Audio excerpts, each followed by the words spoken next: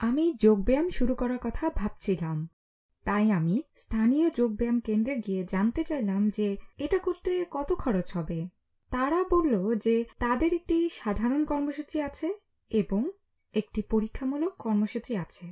পরীক্ষামূলক কর্মসূচিতে আমি যদি শুধু চেষ্টা করে দেখতে চাই তাহলে আমি যে কোনো অধিবেশনে যেতে পারি এবং এতে খরচ পড়বে প্রতি ঘন্টার অধিবেশনে $12। কিন্তু যদি আমার ভালো লাগে তাহলে আমি মাসিক সদস্যপদ নিতে পারি, যেটায় খরচ হবে প্রতি মাসে $20, যা তুমি এখানে সাধারণ কর্মসূচিতে দেখতে পাচ্ছ।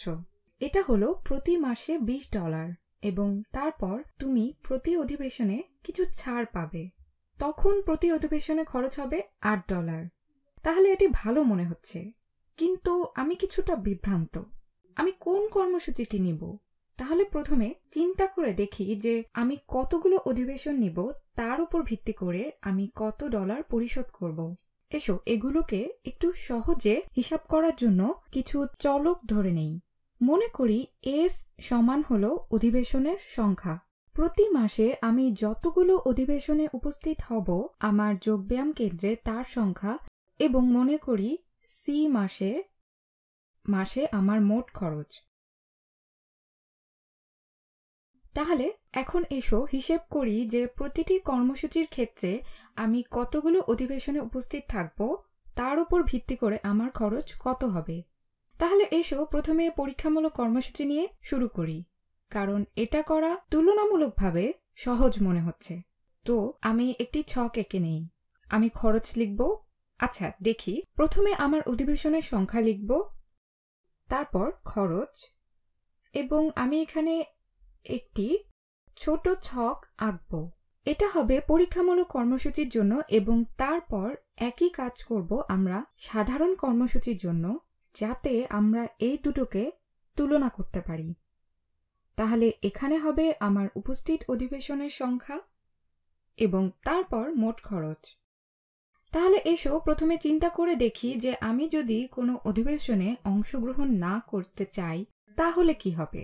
তাহলে পরীক্ষামূলক কর্মসূচির ক্ষেত্রে কোনো অধিবেশন গ্রহণ না করলে আমার খরচ কত হবে? আচ্ছা, $12 প্রতি অধিবেশনে 12 গুণ 0। তাহলে এক্ষেত্রে আমার খরচ হবে 0। এখন সাধারণ কর্মসূচির ক্ষেত্রে কি হবে? যদি আমি সাধারণ কর্মসূচি গ্রহণ করি কিন্তু আমি যদি কোনো একটি মাসে একটিও অধিবেশনে উপস্থিত না হই, আমি যদি কোনো অধিবেশনে না যাই, তাহলে আমাকে কত ডলার পরিশোধ করতে হবে? আচ্ছা, এটি হলো প্রতি অধিবেশনে $8। আমাকে কোনো অধিবেশনে যেতে হয়নি, তাহলে আমাকে প্রতি অধিবেশনের ভিত্তিতে কোনো খরচ হবে না। কিন্তু সদস্যপদের জন্য আমাকে প্রতি মাসে $20 দিতে হবে, তাহলে আমার খরচ হবে $20, যদিও আমি কোনো অধিবেশনে উপস্থিত ছিলাম না। তাহলে এটা ভালো মনে হচ্ছে না। তারপরেও এসো অন্যান্য ক্ষেত্রে কি হয় তা দেখে নেই।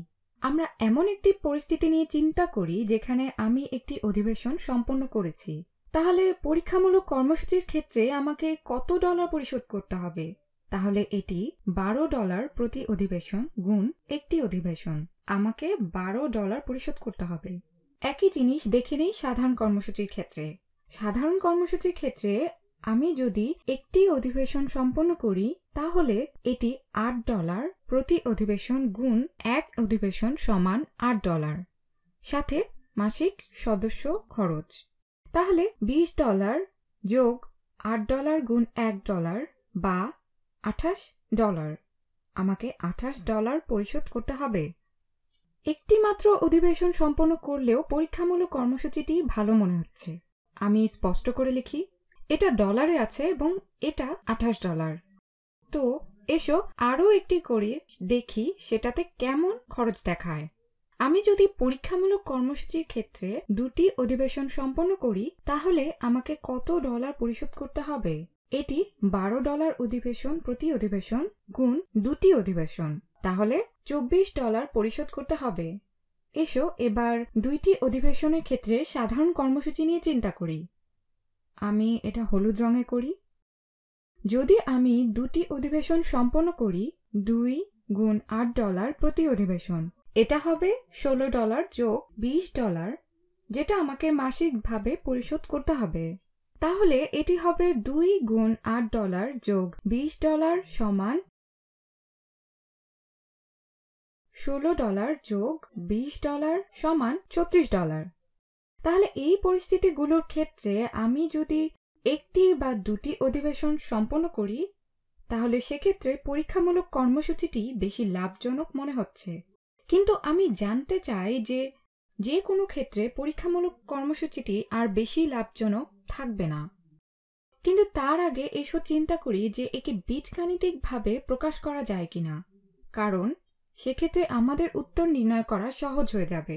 তাহলে যদি এস প্রতি মাসে সম্পন্ন করা অধিবেশনের সংখ্যা হয় এবং সি হয় মাসিক খরচ, তাহলে আমরা পরীক্ষামূলক কর্মসূচিটিকে সমীকরণের মাধ্যমে কিভাবে প্রকাশ করতে পারি? আচ্ছা, আমরা বলতে পারি যে আমাদের মোট মাসিক খরচ। তাহলে এটা পরীক্ষামূলক কর্মসূচির জন্য আমি এখানে ড্যাশ দিয়ে একটি রেখা এঁকে এই দুটোকে আলাদা করে নিই। তাহলে পরীক্ষামূলক কর্মসূচিতে আমাদের মোট মাসিক খরচ হবে এটা $12 প্রতি অধিবেশন গুণ অধিবেশনের সংখ্যা গুণ এস। তাহলে পরীক্ষামূলক কর্মসূচির ক্ষেত্রে আমি বলতে পারি যে আমার মোট খরচ হবে $12 গুণ অধিবেশনের সংখ্যা বা $12 প্রতি অধিবেশন গুণ অধিবেশনের সংখ্যা। সাধারণ কর্মসূচির ক্ষেত্রেও একই কাজ করি। আমরা একে কিভাবে সমীকরণ রূপে প্রকাশ করতে পারি? আমাদের মোট খরচ সমান হবে, আচ্ছা এখানে আমরা যাই করি না কেন আমাদের প্রতি মাসে $20 পরিশোধ করতেই হবে। তাহলে আমি কি করছি সেটা এখানে ব্যাপার না।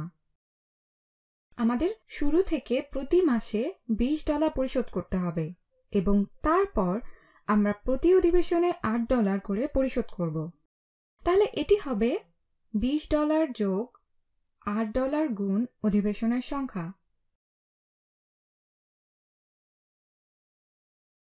এটা মজার, কারণ এখানে যদি এস সমান 0 বসাও তাহলে তুমি পাবে 20 যোগ 8 গুণ 0 যা সমান 20। যদি তুমি বলো এস হলো 1 তুমি পাবে 20 যোগ 8 গুণ 1 যা হলো 28। তাহলে তুমি দেখতে পাচ্ছ যে প্রতিটি এস এবং সি এই সমীকরণকে সিদ্ধ করছে। এখানেও একই বিষয় এবং আমরা আরও চেষ্টা করতে পারি। এই সমীকরণের মজার বিষয়টি হলো এটি এখানে সকল সম্ভাব্য সমন্বয়কে প্রকাশ করছে এবং এই সমীকরণটি এখানে সকল সম্ভাব্য সমন্বয়কে প্রকাশ করছে। আমি এর পরে কিছু ভিডিওতে দেখব যে এই সমীকরণগুলো থেকে কিভাবে আমি নির্ণয় করব যে কোন কার্যক্রমটি আমার জন্য বেশি উপযুক্ত।